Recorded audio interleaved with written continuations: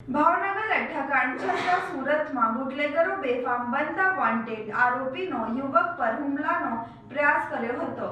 ભાવનગર લઠ્ઠાકાંડ બાદ પણ સુરત જિલ્લામાં બુટલેગરો બેફામ હોવાના આક્ષેપો સામે આવ્યા છે। ઓલપાડના કઠોદરા ગામમાં પોલીસ ચોપડે વોન્ટેડ એવા બુટલેગરે ગામના યુવકો પર કસાઈનો છરો લઈ હુમલાનો પ્રયાસ કર્યો હોવાની ઘટના સામે આવી છે। કઠોદરા ગામનો ઇમરાન પટેલ ઉર્ફે મરઘી ગત રાતે ગામના યુવકો સાથે બબાલ કરી છરો લઈ હુમલો કરવાનો પ્રયાસ કર્યો હોવાના આક્ષેપો છે। ઘટનાને પગલે યુવકોએ કીમ પોલીસ મથકે લેખિતમાં ફરિયાદ નોંધાવી છે।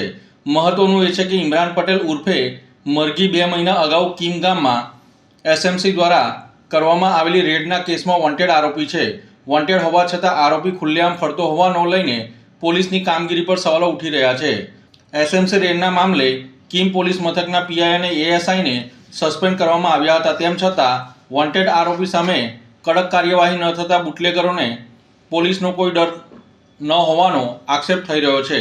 ભાવનગર લઠ્ઠાકાંડ જેવી ગંભીર ઘટના બાદ પણ બુટલેગરો પાસે ઢીલી નીતિ અપનાવવાની હોવાના આક્ષેપો વચ્ચે હવે પોલીસની કામગીરી સામે લોકોમાં પણ અનેક પ્રકારના સવાલો ઉઠી રહ્યા છે।